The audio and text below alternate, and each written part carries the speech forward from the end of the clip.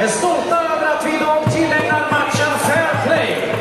Vi vill uppmuntra alla spelare, ledare, funktionärer, åskådare och media att vara goda föredömen. Och vi ska spela rent, både på och utanför plan. Laget Åtvidabergs FFs vägnar lovar att vi ska spela rent, följa reglerna och visa respekt för varandra och domarteamet. Vi ser det som vår skyldighet att visa gott omdöme och vara bra förebilder. Idag såväl som i framtiden, på och utanför plan. Vi spelar schysst.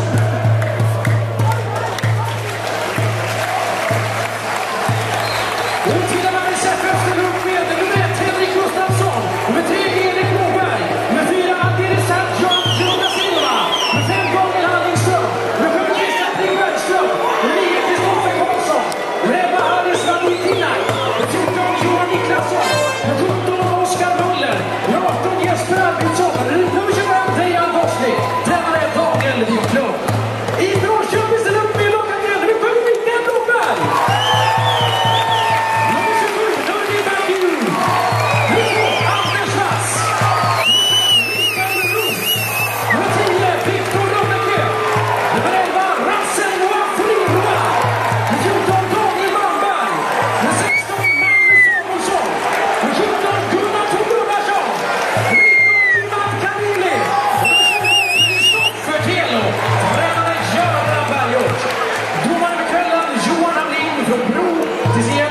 Andreas Björkman Insjö, Björn Lindroth Borlänge och Patrik Dyrevall från Linköping.